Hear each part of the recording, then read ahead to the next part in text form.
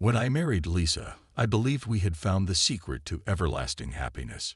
She was the kind of woman who could light up a room with her smile, and her laughter was a melody I never tired of hearing. Our friends often commented on how perfect we seemed together, and for many years, I thought they were right. We were young and in love, brimming with dreams for our future. We built our lives around each other, sharing every joy and sorrow. But as the years went by, I began to sense an undeniable shift in our relationship, like a whisper of winter in the heart of summer. It started with small things, tiny, almost imperceptible changes in Lisa's behavior. She began working late more frequently, her excuses varying from last-minute deadlines to impromptu team meetings. I dismissed my initial concerns, convincing myself that her career was simply demanding more of her time. After all, I too had been engrossed in my work, often bringing it home with me. One evening, as I sat in our living room surrounded by papers and reports, I glanced at the clock. It was well past 9. Lisa was usually home by then. I picked up my phone and sent her a text. Running late again. Her reply came a few minutes later. Yes, sorry. Big project. Don't wait up. I tried to ignore the unease that settled in my stomach, but it was hard to shake the feeling that something was off. Weeks turned into months, and the distance between us grew. I'd wake up to find her side of the bed cold and empty, her presence in the house reduced to fleeting moments. The intimacy we once shared had dwindled to a memory, replaced by polite conversations and routine gestures. I found solace in the familiar comfort of my work, burying myself in it to escape the growing void. One night, as I sat alone in the dimly lit living room, I heard the front door creak open. Lisa stepped in, looking tired but oddly detached. "Hey," I greeted her, trying to keep my tone light. "How was your day?" She paused, as if considering her response. "Exhausting. We're under a lot of pressure to deliver this project on time." "You've been working a lot lately," I said, unable to mask the concern in my voice. She forced a smile. "It's just a busy period. It'll calm down soon." I wanted to believe her, but the nagging doubt wouldn't leave me. It gnawed at my thoughts, turning every moment of her absence into a question mark. One day, I decided to leave work early, hoping to surprise her. Maybe we could have dinner together, like we used to. When I arrived home, the house was eerily quiet. I wandered into the kitchen, noticing her laptop open on the counter. Curious, I moved closer, only to find an unfamiliar email on the screen. The words blurred as I tried to process what I was seeing. It was a message from a man named Greg, thanking Lisa for a wonderful evening and expressing his eagerness to see her again. My heart pounded in my chest as I read and reread the message. The room seemed to close in around me, the air thick with betrayal. The realization hit me like a punch to the gut. Lisa was having an affair. When Lisa returned home that night, I confronted her. The confrontation was inevitable, but I was unprepared for the raw emotions that surged through me. "Lisa, we need to talk," I said, my voice trembling with a mix of anger and hurt. She looked at me, confusion flickering in her eyes. "What is it?" "I found your emails," I said, holding up her laptop. "Who is Greg?" Her face paled, and for a moment, she was speechless. Then she sighed, a sound heavy with resignation. "I didn't want you to find out like this." "So it's true?" I asked, my voice breaking. "You've been cheating on me." Tears welled up in her eyes. "I'm sorry. I never meant for it to happen this way." "Why, Lisa? Why would you do this to us?" I demanded, pain seeping into every word. She looked away, unable to meet my gaze. "You were always so busy with work. We stopped connecting, stopped being a part of each other's lives." I felt alone. Her words stung, but deep down, I knew there was some truth to them. I had become consumed by my career, neglecting the very foundation of our marriage. But her betrayal felt like a knife in my heart, a wound too deep to heal with words alone. "We can't continue like this," I said, my voice barely above a whisper. We need to decide what to do next. Lisa nodded, tears streaming down her face. I'm so sorry. As the night wore on, we talked about our broken marriage and the choices we needed to make. It was one of the hardest conversations of my life, filled with regret, anger, and sadness. The perfect life we had built together was crumbling, and all we could do was pick up the pieces and try to move forward. In the end, we agreed to separate, giving each other the space to figure out what we truly wanted. As I lay awake that night, staring at the ceiling, I couldn't help but wonder how everything had gone so wrong. But one thing was certain. The life I had known was over, and a new, uncertain chapter was about to begin. The days following my discovery of Lisa's infidelity were a blur of confusion and heartache. I walked around in a daze, unable to fully grasp the reality of our shattered marriage. The house, once filled with laughter and love, now felt like a mausoleum of broken dreams. I knew that a confrontation was inevitable. The tension between us was palpable, and the silence that had once been comfortable now felt suffocating. I found myself pacing the living room, rehearsing the words I would say. But when the moment came, they felt inadequate and hollow. Lisa was sitting at the kitchen table, staring blankly at her cup of coffee when I entered the room. I took a deep breath, summoning the courage to face the truth.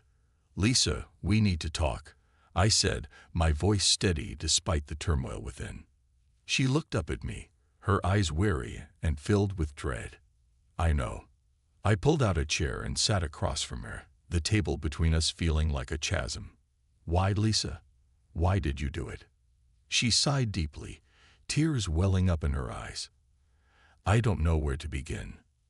Start with the truth, I replied, my voice firmer than I felt. I deserve that much. She nodded, wiping away a tear. It started months ago. I felt neglected. You were always working, always busy with something else. I felt like I was invisible to you. I winced at her words, the pain of her betrayal compounded by the guilt they stirred within me. I was working to provide for us, to build a future. I know, she said softly, but in doing so, you forgot about the present. We stopped spending time together, stopped talking. I felt lonely, and then Greg came along. He listened to me, paid attention to me. I felt alive again. Her admission was like a dagger to my heart. So it was my fault. I asked, my voice tinged with bitterness. No, it's not that simple, she replied. I made a mistake, a terrible mistake, but we both let things get to this point. We sat in silence for a moment, the weight of our collective failures hanging heavily in the air. Finally, I spoke, my voice barely above a whisper. What do we do now? Lisa looked at me, her eyes filled with sorrow. I think we need to separate, at least for a while. We need time to figure out who we are and what we want. The word separate echoed in my mind, each repetition a fresh stab of pain. Divorce? I asked, struggling to keep my composure. She nodded slowly. Yes, I think that's best. We can't keep pretending that everything is okay. It's not fair to either of us. The decision was like a heavy stone settling in my chest. I don't know how to do this, I confessed. I don't know how to be without you. We'll figure it out, she said, reaching across the table to take my hand. One step at a time. The initial stages of our separation were agonizing. Lisa moved out, taking only what she needed, leaving the house eerily empty. I wandered through the rooms, each one a reminder of what we had lost. The bed we once shared now felt vast and cold, and the silence was deafening. At work, I threw myself into projects, trying to escape the emptiness that greeted me at home. But no matter how hard I tried, I couldn't outrun the feelings of betrayal and loss. They clung to me like shadows, darkening even the brightest moments. One evening, as I sat alone in the living room, I found myself reflecting on our conversation. Lisa's words replayed in my mind, her admission of loneliness, and the neglect she felt. I realized with a sinking heart that she was right. I had become so focused on providing for our future that I had forgotten to nurture our present. I picked up my phone and hesitated before dialing her number. When she answered, her voice was soft, tentative. "Hello. Lisa, it's me," I said, unsure of what I wanted to say next. "I've been thinking about what you said, about how I neglected you." There was a pause before she responded. "I'm sorry, too, for everything." "We both made mistakes," I said, feeling a strange sense of calm. "I want you to know that despite everything, I don't hate you. I need time to heal." "Me too," she replied. "I hope we can both find some peace."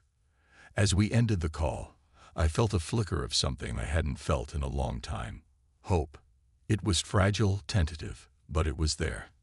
I knew the road ahead would be long and difficult, but for the first time since the unraveling of our marriage, I believed that maybe, just maybe, we could find a way to move forward. The fall had been devastating, but in its wake, there was an opportunity for growth, for healing.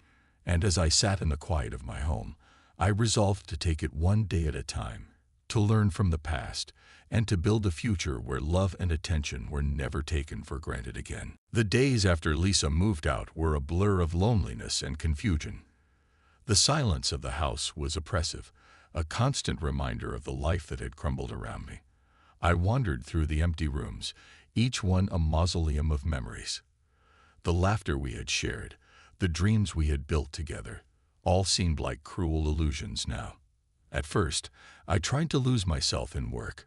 My office became a refuge, a place where I could drown out the pain with deadlines and meetings. But even there, the memories would creep in, uninvited and relentless. It wasn't long before my colleagues noticed the change in me. "Hey, John." Mark, a longtime colleague and friend, approached me one afternoon. "You look like you haven't slept in days." "Everything okay?" I managed a weak smile. "Just going through a rough patch, Mark. Trying to keep my head above water." Mark frowned. Concern etched in his features. "If you ever need to talk or grab a drink, you know where to find me."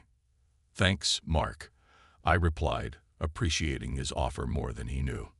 But talking about it wasn't something I was ready for. I needed to find a way to heal, to rediscover who I was without Lisa. The first step was to confront the loneliness that had settled in my heart. I realized I had become so intertwined with Lisa that I had lost sight of myself. One evening, I sat in the quiet of my living room, flipping through old photo albums. The images of happier times only deepened my sense of loss. I closed the album and took a deep breath. This wasn't helping. I needed to look forward, not back. I decided to take up running. It was something I had always enjoyed in my younger days, but had let slip as life got busier. The first few runs were brutal. My muscles protested, and my lungs burned, but gradually I began to find a rhythm. The physical exertion was a welcome distraction from the emotional turmoil, and the quiet of the early morning runs gave me a space to think.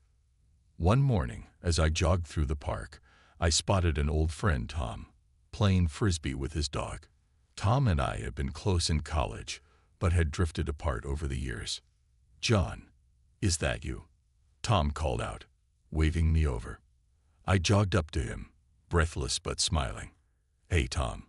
Long time no see." We exchanged pleasantries, catching up on the years that had passed. Tom had always been a good listener, and it wasn't long before I found myself opening up about the divorce. "I'm sorry to hear that," Tom said, his tone genuine. "But it's good to see you taking care of yourself. Running is a great way to clear your head." "Yeah, it's been helpful," I admitted. "I'm trying to find new ways to keep busy and rebuild my life." "Well, if you ever want to join me and some friends for a game of frisbee or just hang out, you're more than welcome," Tom offered. "Thanks, Tom.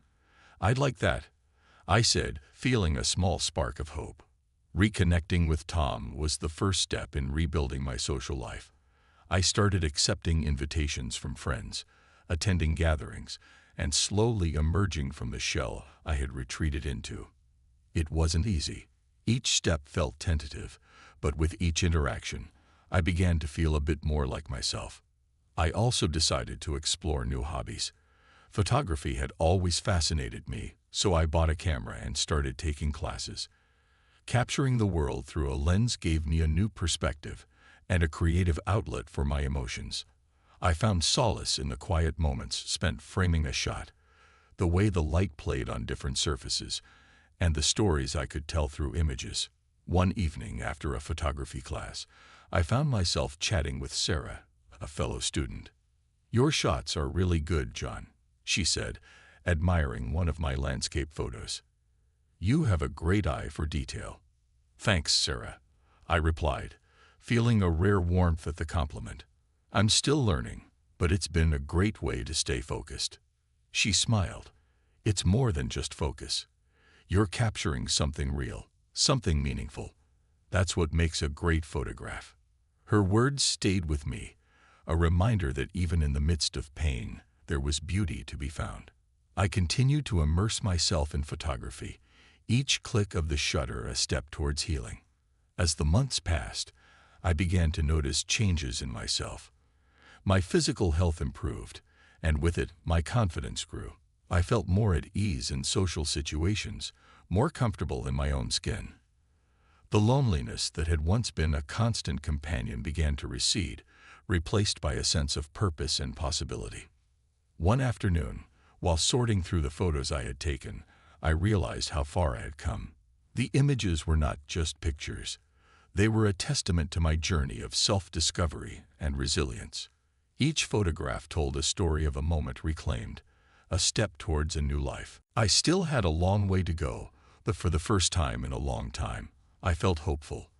I was no longer defined by my past, by the marriage that had ended in betrayal. I was finding new parts of myself, discovering passions and connections that I had forgotten or never known existed. Life after the divorce was nothing like I had imagined, but in its own way, it was a chance for rebirth. And as I stood on the threshold of this new chapter, I felt ready to embrace whatever came next, armed with the knowledge that I had the strength to rebuild, to find joy and meaning in even the most unexpected places. Life had a way of surprising you when you least expected it. Just as I had begun to find my footing again, rediscovering parts of myself I thought long lost, fate intervened with a new twist. It was at a photography exhibit, a culmination of the classes I had been taking, where I first met Anna. I remember the day vividly. The gallery was bustling with people, their chatter mingling with the soft strains of classical music playing in the background. I stood by one of my photographs, a black and white capture of a city street at dawn, when a voice broke through my reverie. "This is stunning," the voice said, soft and full of admiration. I turned to see a woman standing beside me, her eyes fixed on the photograph. She had a kind face, framed by a cascade of chestnut hair, and her smile was warm and genuine. "Thank you," I replied, feeling a sudden surge of pride. "It's one of my favorites." She extended her hand. "I'm Anna. I'm an art teacher, and I have to say, your work is incredibly inspiring." I shook her hand, feeling an immediate connection. "John, it's nice to meet you, Anna." We spent the next hour wandering through the gallery together, discussing the various pieces on display. I found myself drawn to her enthusiasm and insight. She spoke about art with such passion, it was impossible not to be captivated. "You have a real talent for capturing moments," she said as we paused by another one of my photographs. "Have you been doing this long?" "Not really," I admitted. "I picked it up after my divorce. It's been a way to heal, I suppose." She looked at me with a mixture of sympathy and understanding. "I'm sorry to hear that, but it's amazing how something beautiful can come out of something painful, isn't it?" "Yes, it is," I agreed, feeling a warmth spread through me. "What about you? What draws you to art?" Anna smiled, her eyes lighting up. "Art has always been my escape, my way of making sense of the world. Teaching it allows me to share that with others, to help them find their own paths to expression." As the evening wore on, I realized I hadn't felt this alive in years. We exchanged numbers, and I found myself looking forward to seeing her again. Our first official date was at a small cafe near the park. We sat outside, enjoying the mild spring air, sipping coffee, and talking for hours. The conversation flowed effortlessly, each new topic revealing another layer of common interests. We talked about books, music, travel, and of course, art. You know, Anna said, her eyes twinkling with mischief, I used to be quite the traveler. There's this place in Italy, a little town called Cortona. That's absolutely magical. I've always wanted to visit Italy, I confessed. Maybe one day I'll see it for myself. Anna grinned. Maybe you'll have a great guide when you do. Our relationship blossomed quickly, each encounter deepening our connection. Anna's presence in my life was like a balm, soothing the wounds left by my failed marriage. She had a way of making even the mundane moments feel special. We would spend weekends exploring art galleries, hiking in the nearby hills, or simply enjoying quiet evenings at home, sharing a bottle of wine and talking about everything and nothing. One evening, as we sat on my porch watching the sunset, I turned to her and said, You know, Anna, meeting you has been the best thing that's happened to me in a long time. She reached out and took my hand, her touch gentle and reassuring. And you, John, have brought so much joy into my life. I didn't realize how much I needed someone like you until you were here. Her words filled me with a sense of peace and hope I hadn't felt in years. For the first time since my divorce, I began to dream again, to imagine a future filled with love and possibility. Anna's influence on my life was profound. She encouraged me to pursue my passions, to take risks, and to believe in myself. With her support, I began to exhibit my photography more widely, gaining recognition and confidence. I also found myself becoming more open, more willing to share my thoughts and feelings, something I had struggled with for years. One Saturday morning, as we sat at her kitchen table planning our next adventure, Anna looked at me thoughtfully. John, have you ever considered teaching photography? The idea took me by surprise. Teaching? I don't know. I've never thought of myself as a teacher. You have so much to offer, she insisted. Your perspective, your experience. People could learn a lot from you, and you'd be great at it. Her belief in me was unwavering, and slowly I began to believe in myself too. I started teaching a beginner's photography class at the local community center. The first class was nerve-wracking, but as the weeks went by, I found immense satisfaction in sharing my knowledge and seeing my students grow. Anna was there every step of the way, her encouragement and love a constant source of strength. Together, we navigated the challenges and celebrated the victories, big and small. Our relationship was not just a new beginning for me. It was a partnership built on mutual respect and understanding. Anna had a way of seeing the best in people, of bringing out their potential. She saw the best in me, even when I struggled to see it myself. As I stood in front of my students one evening, guiding them through the basics of composition, I caught sight of Anna in the back of the room, her eyes filled with pride. In that moment, I realized just how far I had come, and how much further I could go with her by my side. New beginnings often come from the most unexpected places. Meeting Anna was a gift, a reminder that even after the darkest times, there is always the possibility of light and love. She had helped me find myself again, to heal and to dream. And as we walked out of the community center hand in hand, I knew that with Anna, the future was a canvas of endless possibilities, waiting to be painted with the colors of our shared journey. Our relationship with Anna grew stronger with each passing day, filled with shared experiences and adventures that brought us closer. Those were the golden days, a period of unanticipated joy and newfound love that felt like a beautiful dream I never wanted to end. We made it a point to explore the world around us. Weekends were no longer a solitary ordeal, but an opportunity for discovery and connection. We hiked through lush forests, kayaked in serene lakes, and wandered through charming little towns, each trip a chapter in our growing love story. One particularly memorable adventure was our trip to the mountains, We rented a cozy cabin, nestled among towering pines and overlooking a crystal-clear lake. The air was crisp and refreshing, and the tranquility of the place was the perfect backdrop for our deepening bond. One evening, as we sat by the fireplace, the flames casting a warm glow over us, Anna turned to me with a thoughtful expression. "John, do you ever think about the future?" I looked at her, her face illuminated by the firelight, and felt a surge of emotion.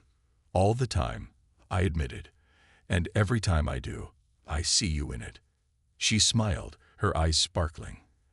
"I feel the same way. Being with you has shown me what true happiness feels like." We fell into a comfortable silence, the crackling of the fire the only sound. I reached over and took her hand, feeling the warmth of her skin. "Anna, I've been thinking a lot about us, about what we have and what we could build together." She squeezed my hand gently. "What are you saying, John?" I took a deep breath, my heart pounding with both excitement and nervousness. "I'm saying that I want to spend the rest of my life with you. Will you marry me?" Her eyes widened in surprise, and for a moment I feared I had been too forward. But then her face broke into a radiant smile, and she threw her arms around me. "Yes, John, yes. I want nothing more than to be with you." The joy that surged through me was indescribable. We spent the rest of the evening talking about our dreams and plans, the future now a bright and hopeful horizon. Planning the wedding was an adventure in itself. We decided on a small, intimate ceremony, surrounded by close friends and family. Every detail, from the flowers to the music, was a reflection of our love and shared vision. It was a joyous time, filled with laughter and anticipation. One afternoon, as we were going over the guest list, Anna looked up from the table, a thoughtful expression on her face. "John, I've been thinking about something."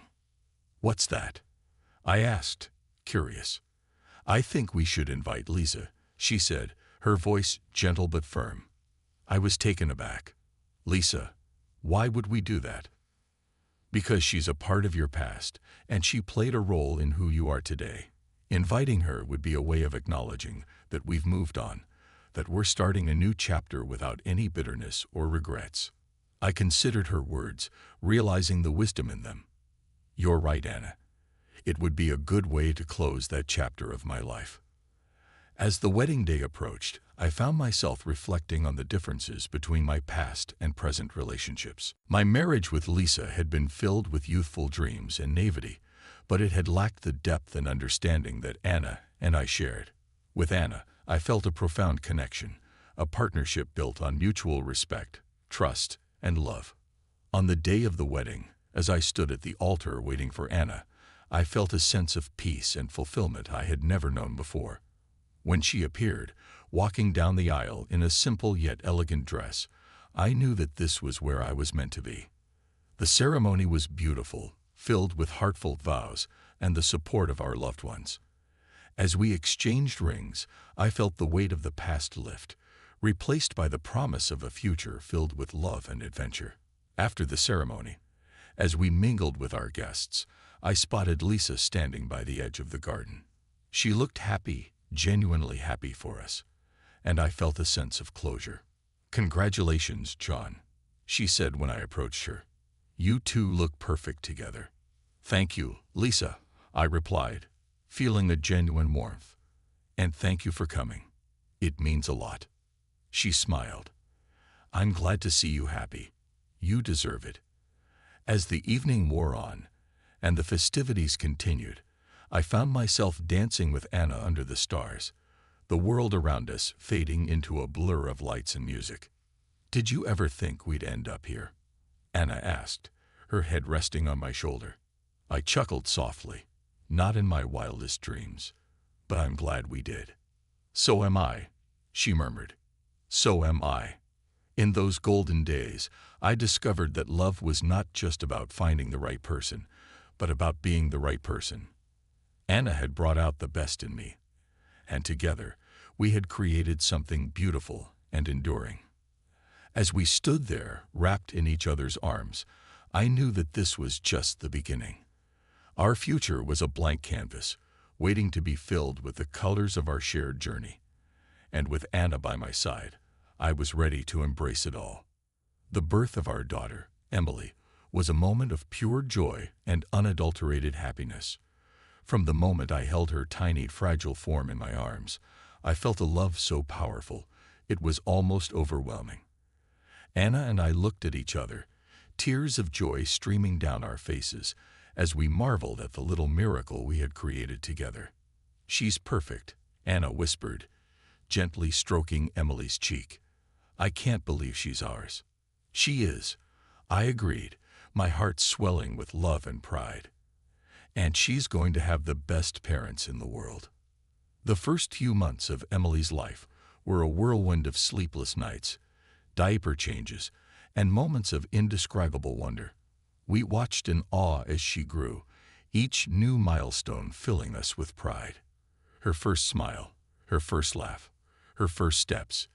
Each moment was a treasure, a memory etched in our hearts. One sunny afternoon, as we sat in the park watching Emily toddle around on unsteady legs, Anna turned to me with a smile. "I think she's going to be a runner, just like her dad." I laughed, wrapping my arm around her. "She definitely has the energy for it." We were happy, truly happy, in those early days. Our little family felt complete, and the future seemed bright and full of promise. But life, with its unpredictable twists and turns, had other plans. It started with a fever.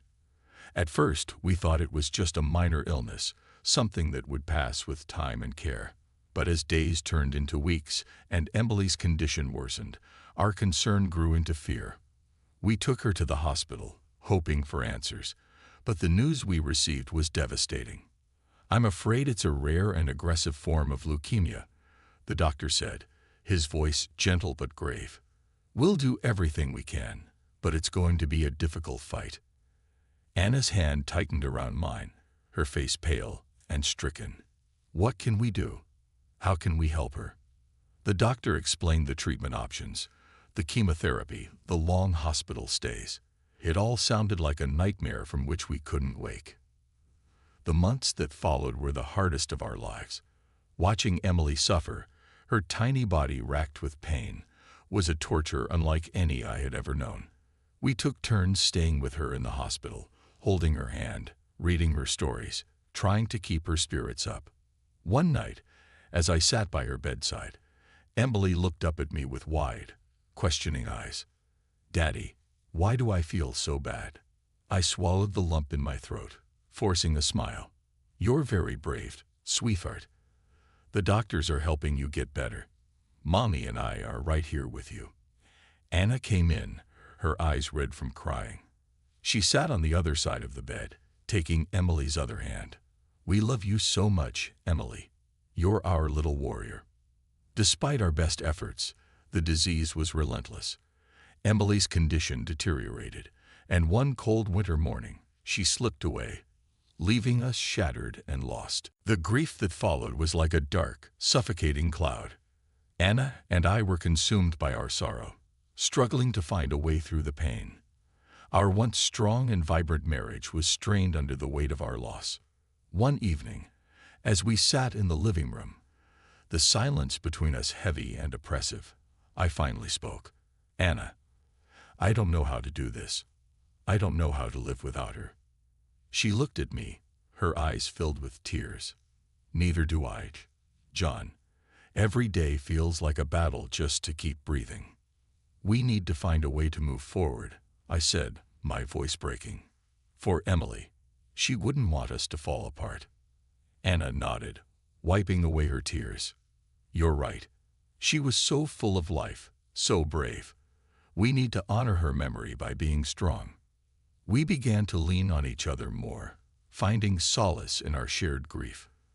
We talked about Emily, remembering the happy moments, the joy she brought into our lives. It wasn't easy, but slowly we began to heal. One afternoon, as we sat by Emily's grave, Anna turned to me. "John, I want to do something to honor her, something that will help other families going through this." I looked at her, seeing a glimmer of hope in her eyes. "What do you have in mind?" I want to start a foundation, she said, her voice gaining strength, to support research for childhood leukemia, to help families with children who are fighting this battle. I felt a surge of pride and love for her. That's a wonderful idea, Anna. Emily's memory will live on through the lives we can touch and help.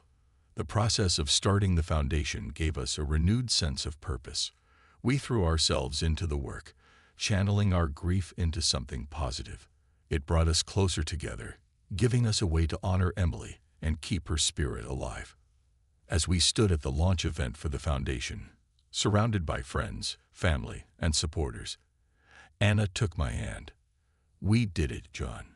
We turned our pain into something meaningful. I squeezed her hand, feeling the sense of peace. We did, and Emily would be proud of us. Through the foundation, we met other families who had faced similar tragedies, and we found strength in their stories. It reminded us that we were not alone, that there was a community of people who understood our pain and shared our hope. The journey of grief is never linear, and there were still days when the weight of our loss felt unbearable. But with Anna by my side, I knew we could face anything. Our love had been tested in the harshest way, but it had endured, growing stronger and deeper through the storm. In those moments of darkness, we found light in each other, and in the legacy we were building for our daughter. The foundation became a beacon of hope, a testament to Emily's life and the love that would forever bind us.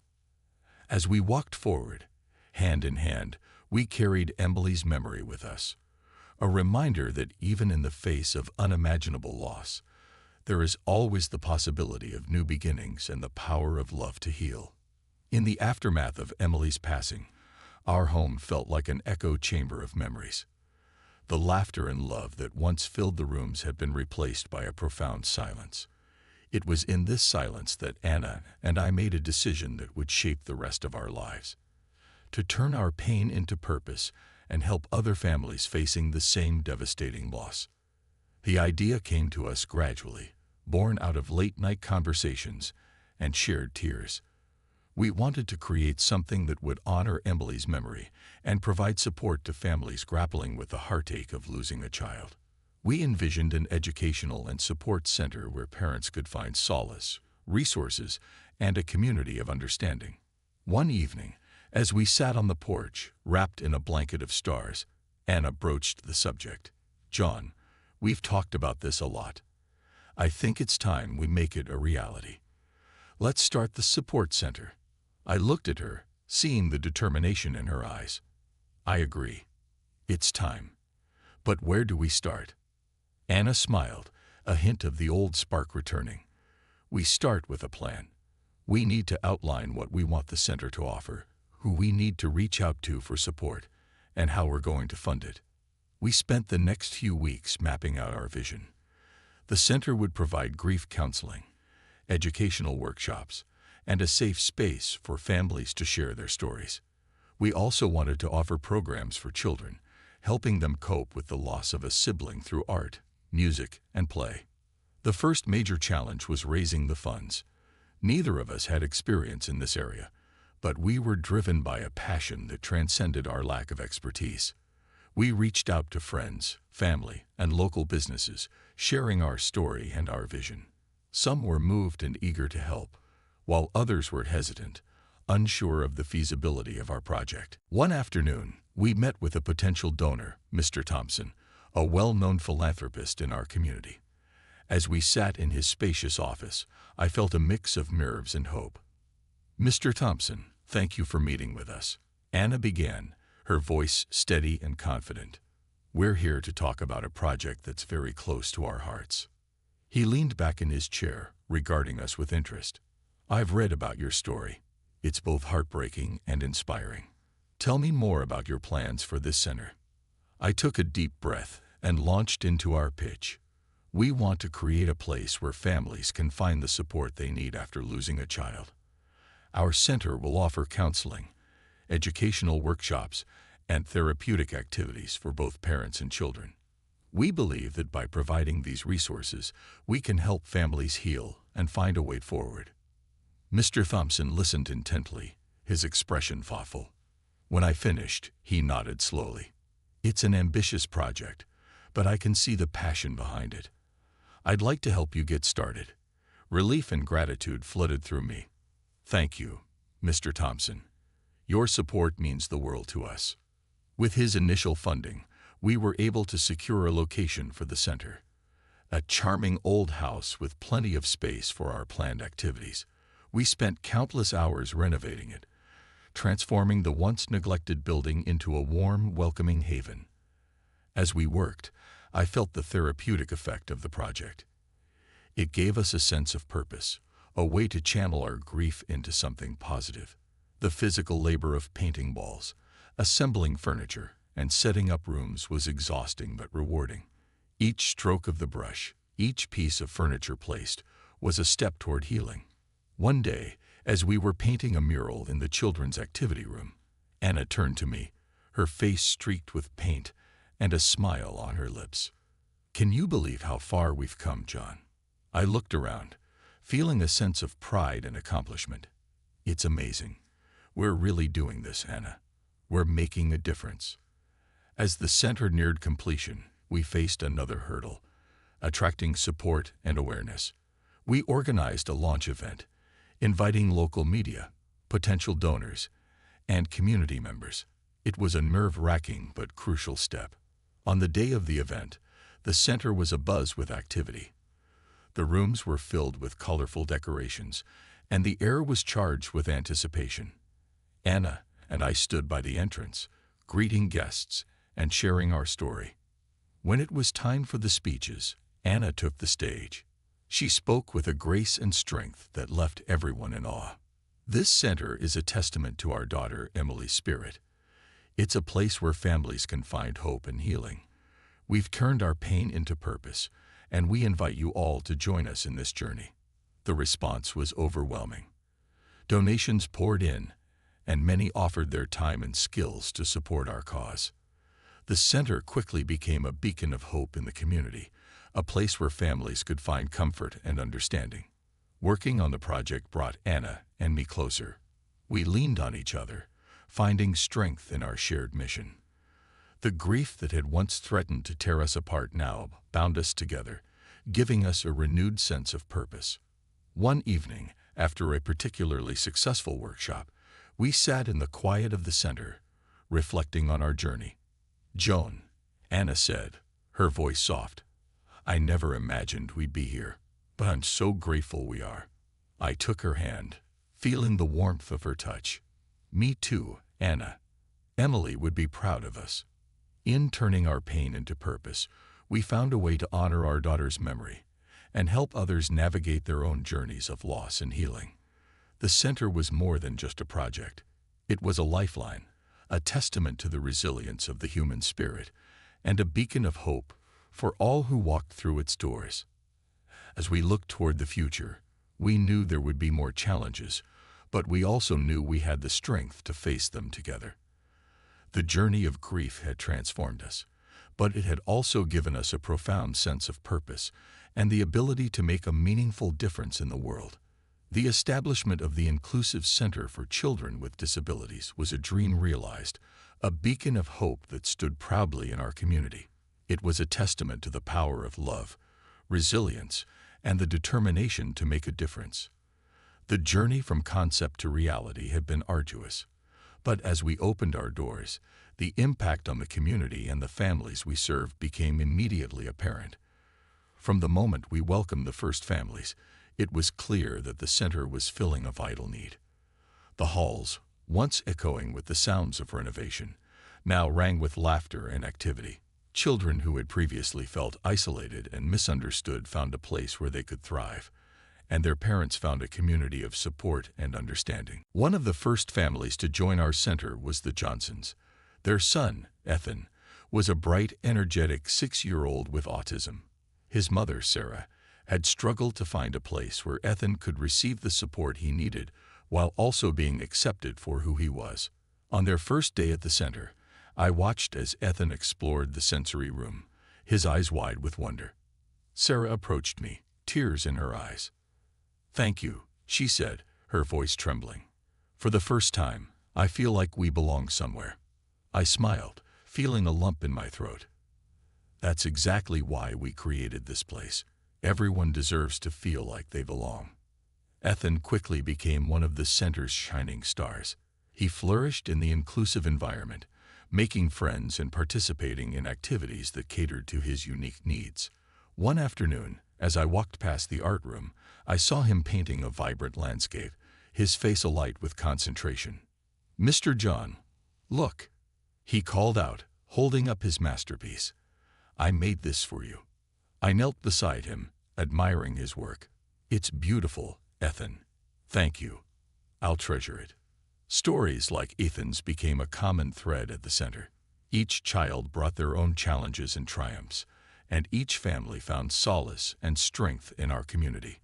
We hosted a variety of programs, from therapeutic activities to educational workshops, all designed to support and empower the children and their families. One memorable story was that of the Martinez family. Their daughter, Sophia, was born with cerebral palsy. Maria, Sophia's mother, had been relentless in seeking opportunities for her daughter, but she often encountered barriers and limited resources. At the center, Sophia found a place where she could shine. She participated in our adaptive sports program, and it was clear from the start that she had a natural talent for swimming. With the encouragement of our staff and the support of her peers, Sophia competed in her first swim meet, winning a silver medal. Maria was overcome with emotion as she hugged Sophia, tears streaming down her face. "You did it, Sophia. I'm so proud of you." Sophia beamed, holding up her medal. "I couldn't have done it without everyone here." Moments like these reaffirmed the importance of our work. The center was more than just a facility. It was a lifeline, a place where children could discover their potential and families could find hope. As the center grew, so did its impact on the community. We partnered with local schools and organizations to promote inclusivity and awareness. We held community events, inviting people from all walks of life to learn about our mission and celebrate the achievements of our children. One such event was our annual Inclusive Fair, a day filled with games, performances, and exhibitions showcasing the talents of our children. The fair drew a diverse crowd, and the atmosphere was electric with excitement and joy. As I stood on the stage, looking out at the sea of smiling faces, I felt a deep sense of fulfillment. "Welcome, everyone," I began, my voice carrying over the crowd. "Today is a celebration of our children, their families, and the incredible community we've built together. Thank you for being a part of this journey." After the event, I sat with Anna in the quiet of our office, reflecting on the day's success. "Can you believe how far we've come?" I asked, marveling at the transformation. Anna smiled, her eyes shining with pride. "It's incredible. We've created something that will outlast us, John. This is our legacy." The word legacy lingered in my mind. I thought about what it truly meant. A legacy wasn't just about what we left behind. It was about the lives we touched, the differences we made, and the hope we inspired. One evening, as I walked through the center after everyone had gone home, I paused by a wall covered in photographs and drawings from the children. Each picture told a story, each smile a testament to resilience and joy.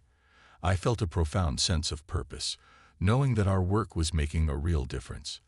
I thought back to the days of grief and loss, to the moment Anna and I decided to turn our pain into purpose.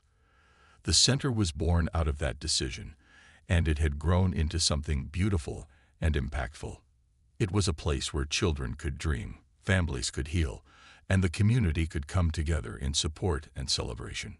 The journey had not been easy, but it had been worth every challenge, every sleepless night, and every moment of doubt. As I stood there, surrounded by the tangible proof of our efforts, I knew that we had built something lasting and meaningful.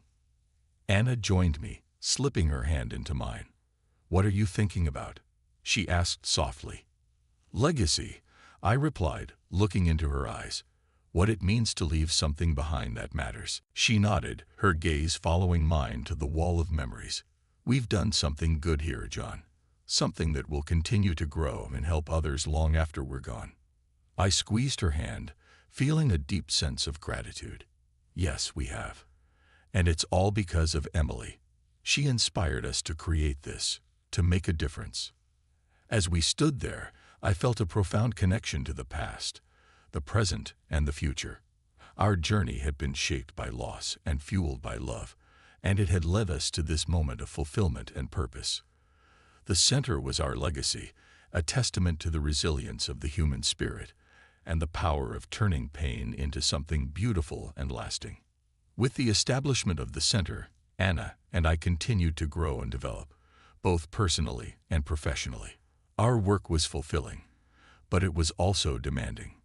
Balancing our roles at the center with our relationship required careful attention and dedication, yet it also brought us closer together, strengthening our bond in ways we hadn't imagined.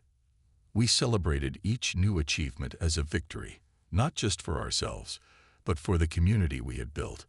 One of the most significant milestones was the opening of an additional wing dedicated to advanced therapeutic programs.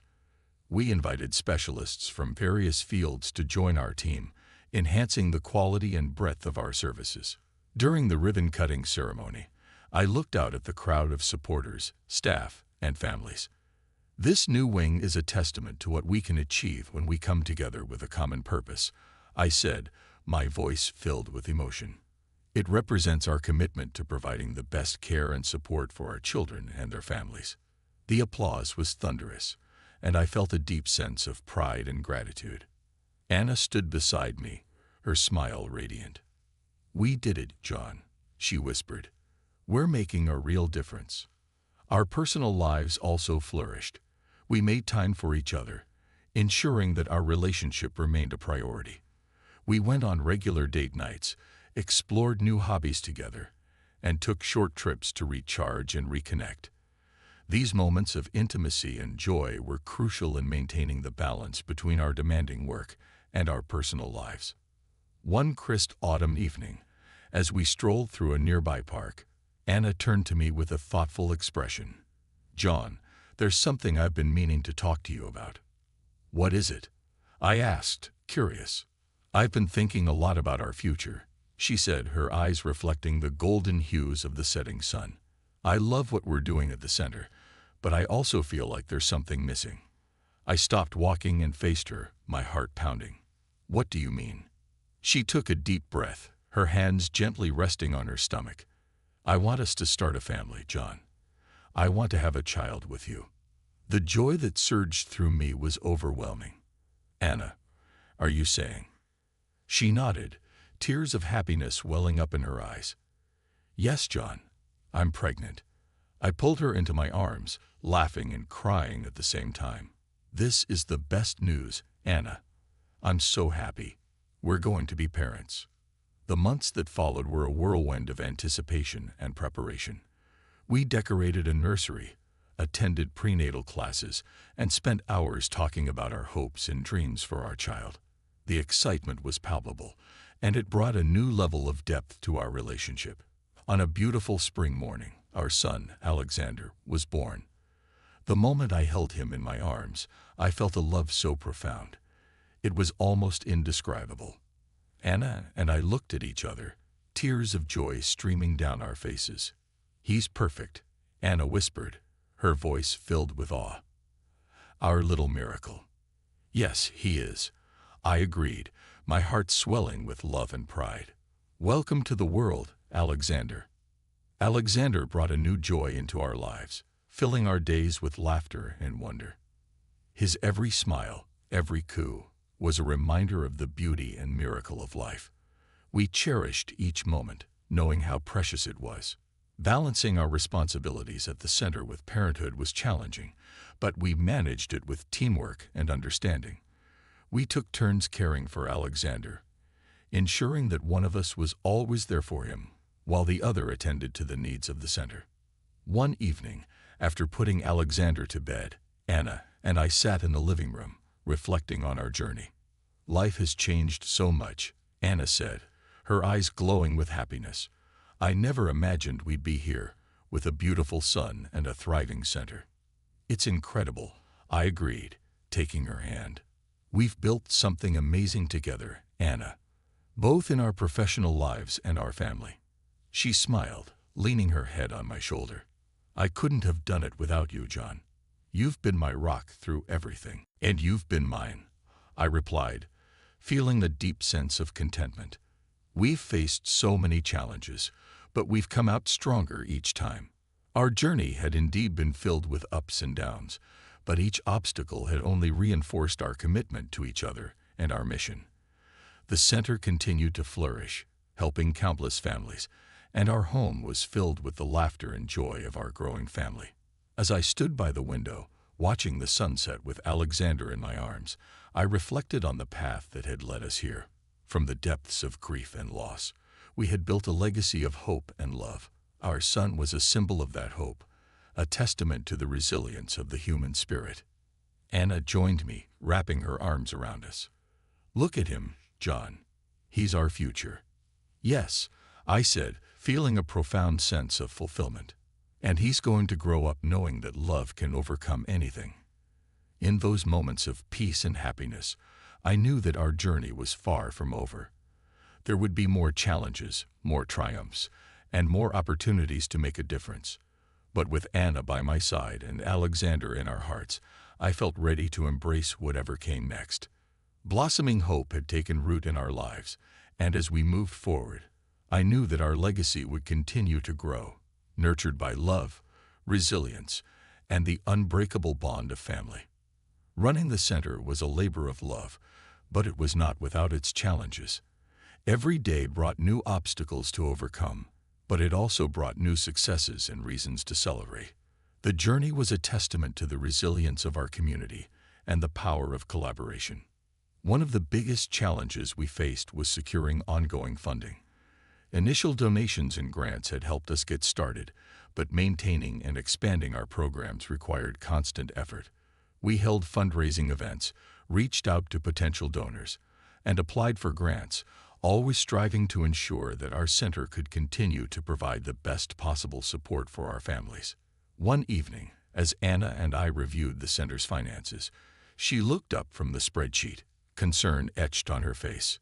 John, we're running low on funds again. We need to come up with a new strategy. I nodded, feeling the weight of responsibility. I know. We can't let our families down. Let's brainstorm some new ideas. Maybe we can host a gala or partner with local businesses for sponsorships. Anna's eyes lit up. A gala sounds perfect. We can showcase the children's achievements and invite the community to see the impact of their support firsthand. Planning the gala was a monumental task, but it brought the community together in a way we hadn't anticipated. Volunteers stepped forward to help with decorations. Local businesses donated items for the auction, and our staff worked tirelessly to ensure the event was a success. The night of the gala was magical. The center was transformed into a wonderland of lights and music, and the turnout was overwhelming. As I stood on the stage, looking out at the sea of faces, I felt a deep sense of gratitude. Thank you all for being here tonight. I began, my voice steady with emotion. Your support means the world to us and the families we serve. This center is a testament to what we can achieve when we come together with a common purpose. The applause was thunderous, and as the night went on, the sense of community and shared mission was palpable. The gala was a resounding success, raising enough funds to support our programs for the next year. But not every challenge was financial. Managing the diverse needs of our children required constant adaptation and learning. We brought in specialists and conducted regular training sessions for our staff to ensure that we were providing the best possible care. One particularly challenging situation involved a young boy named Liam, who had severe sensory processing issues. His parents were at their wits' end, having tried numerous interventions without success. During a staff meeting, I brought up Liam's case. We need to find a way to help Liam. His parents are feeling hopeless, and he's struggling to cope. Dr. Martinez, one of our occupational therapists, spoke up. I've been researching new sensory integration techniques that might help. It's a bit unconventional, but I think it's worth trying. Anna nodded. Let's do whatever it takes. Liam deserves every chance we can give him. Implementing the new techniques required patience and perseverance, but over time, we saw remarkable improvements in Liam's behavior and well-being. His parents were overjoyed, and seeing their relief and happiness was a powerful reminder of why we did this work. Liam had a great day today, his mother, Karen, said to me one afternoon, tears of gratitude in her eyes. For the first time in years, he was calm and happy. Thank you for not giving up on him. It's our privilege, Karen, I replied, feeling a deep sense of fulfillment. Liam is an incredible boy, and we're here for him every step of the way. As the center continued to grow, we celebrated numerous milestones. We expanded our facilities, introduced new programs, and forged partnerships with local schools and organizations. Each achievement was a testament to the dedication and hard work of our team and the unwavering support of our community.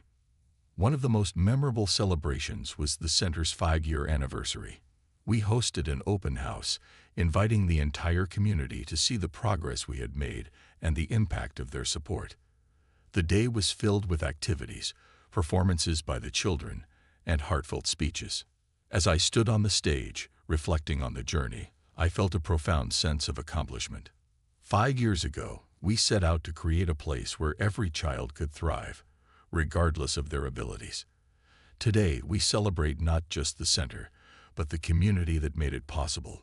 Thank you for believing in us and for being a part of this incredible journey. The recognition we received extended beyond our local community. Articles were written about our work, and we were invited to speak at conferences and workshops. Each recognition was an opportunity to share our story and inspire others to create inclusive environments in their own communities. Despite the accolades, the heart of our success lay in the everyday moments, the smiles of the children, the gratitude of the parents, and the unwavering dedication of our staff. These moments reminded us of the importance of our work and fueled our commitment to keep pushing forward. One evening, as Anna and I sat on the porch, watching Alexander play in the yard, she turned to me with a thoughtful expression. "John, do you ever think about how far we've come?" "All the time," I replied, squeezing her hand. "It's been an incredible journey, filled with trials and triumphs. But we couldn't have done it without the support of our community and each other." She smiled, her eyes reflecting the fading light of the sunset. "We've built something beautiful here, something that will outlast us and continue to make a difference." "That's the power of community," I said, feeling a deep sense of gratitude. Together, we've created a legacy of hope and inclusion. As the sun dipped below the horizon, casting a golden glow over the yard, I knew that our journey was far from over. There would be more challenges and more triumphs, but with Anna by my side and the support of our community, I felt ready to face whatever came next. The center was more than just a place. It was a symbol of what we could achieve when we came together with love, determination, and a shared vision.